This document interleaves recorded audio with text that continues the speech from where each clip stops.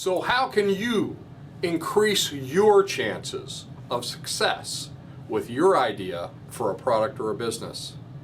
I'm going to show you 5 ways right now.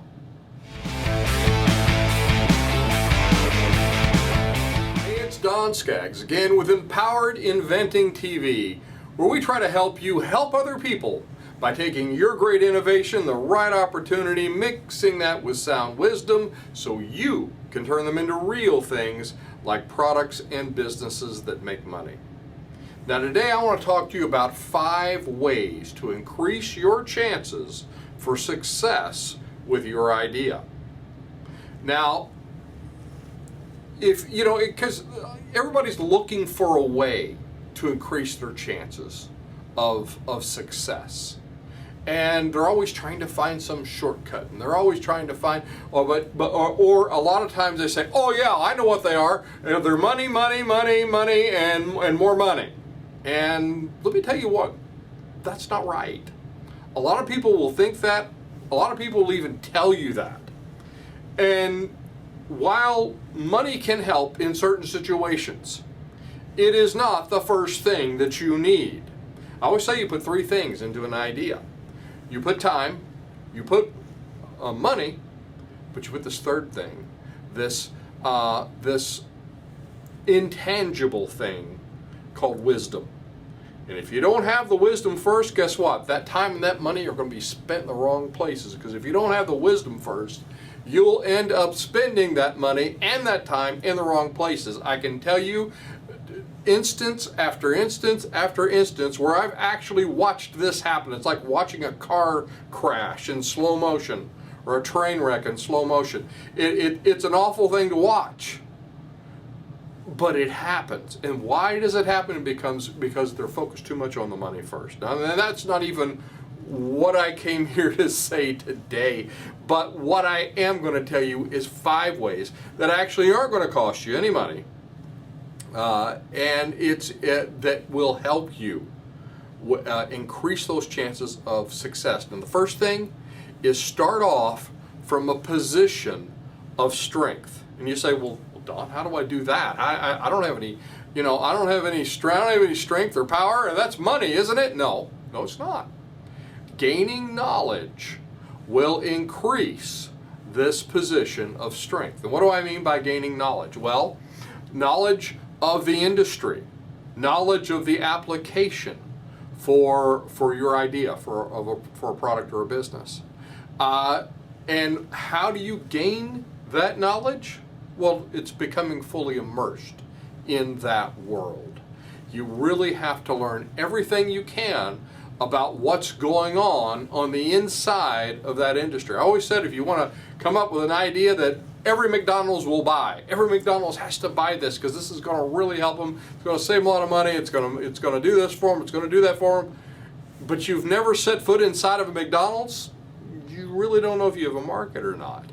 So I would go take a part-time job just to get on the inside of that place, just get behind the counter and see what the world's going on, or get really good friends with somebody who is. That's what I would do, because you want full immersion, immersiveness of full immersion, I guess that's the right word, of what's going on inside that industry. Now, learn everything you can about what's going on inside, and then learn everything you can about what's going on outside the industry. I'm talking about different markets, different industries, maybe with the same types of problems. You might find one way, one place has solved it that the other place is completely oblivious to. Guess what? That's an opportunity. So gain this knowledge and start off from a position of strength. Now the next thing is to find and obtain wise guidance to use this knowledge correctly. You say, well, Don, you just talked about knowledge. Isn't that the same thing as wisdom? No. Knowledge will tell you that a tomato is a fruit. Wisdom will give you better sense not to put it in a fruit salad. So it's how to use this knowledge in the right way. And how do you do that? By hanging around good people. There's a great proverb. It says, in a multitude of counselors, there is safety. Now, I want you to hold on to that word safety for a minute because I'm going somewhere with this. Hang around people that know the industry. They may follow the writings, see what their posts are on the internet. Just start hanging around these people. If you can't hang around them in person, hang around them online. You know what? The new technology that's out there has enabled us to hang around people in ways we never could otherwise. So hang around these people. Hang around good mentors, people who have brought products and businesses to market, and of course, people who are creative people, maybe the people that look at things differently as well. Now, those two groups, those you'll find at a lot of the inventor groups around the country, and there's a lot of us out there. So get involved with your local inventor group. So hang around these people, hang around mentors, hang around good creative people and people that know that industry. And that's probably 3 different people, by the way, 3 different kinds of people. Listen, learn, take notes, and act or make decisions based on those notes. Now, that's how you use the wisdom for the knowledge that you're starting to take in. So, third thing, prepare to take strategic risks based on that wise guidance. So you've got that position of strength. You've gained that knowledge. You're learning from people of how to use that knowledge in the right way. You're learning that wisdom, and now you're getting ready to strategically take some risks. And you say, well, wait a minute, Don, I thought you didn't like risks. I thought you were risk averse. No, I've never said that. But I do say, don't take foolhardy, stupid risks where you'll end up getting in a lot of trouble. Never strike out on an idea without a good plan. That's probably a good place to start. If you fail to plan, you plan to fail every single time. Now that you have a plan in place, plan for that plan to change. Why? Because as a general said one time, no battle plan ever survives contact with the enemy. And that's true. And you might say, well, Don, why should I have a plan if that plan's going to change? Well, if you don't have a plan to start with, you'll just be completely lost when boots hit the ground. But if you have a plan in place and you've learned it enough and you're flexible enough with it to say, okay, well, I'm on the ground now. Oh, look, this happened. Oh, look, this came out from left field. Oh, look, this new thing that we didn't know, we just learned about. Look, all these new things happen. Then you're able to change and mold that plan instead of just pulling your hair out and saying, I just don't know what to do. I guess I need to give up. So those are what we call taking survivable risks. And that's my other part of this prepare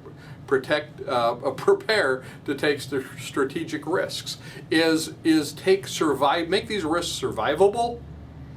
Never say, and this is where if you think I don't like to take risks, I don't like to take these kinds of risks.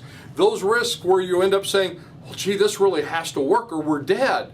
Or I sure hope this works because we're all ruined if this doesn't work. Those are bad risks. Those are not good strategic risks. If you do take good strategic risks, these are risks that, okay, if this happens, yeah, it's going to hurt. Yeah, it might even hurt really, really bad. But you know what? We could survive it, and we'll go on and do this if it happens.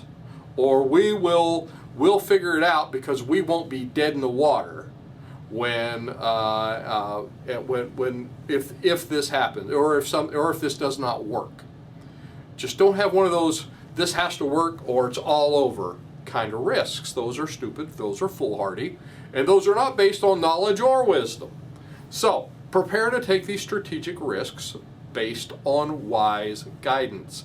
They become safer risks That's where I go back to the word safety now, because you have talked to those multitude of counselors, and you have now got this good, wise guidance to go by. Always be adding to this knowledge base and storehouse of wisdom.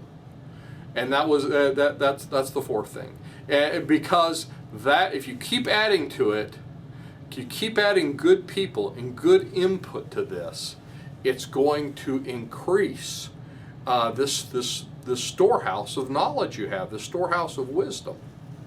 Now lastly, use this continuing addition of wisdom to make your risks more safe. And they will. It'll make your money go further, it'll make your decisions better, and it'll minimize your fails. Now expect fails to happen. They're going to happen. You're going to say, gee, that just hit us out of nowhere. What was that? But it will help you with that. So if you're looking for more good information like this, go to kyinventors.org, sign up for one of our meetings, become a member, or go to empoweredinventing.com. We've got a lot of great resources there, a whole Empowered Inventing Academy of courses you can take online at your own pace. But anyway, I hope you found this helpful. I'm Don Skaggs. This is Empowered Inventing TV. Like, subscribe, hit that notification bell, and I will look to see you at the next meeting, workshop, maybe one of those online courses, or on the next video.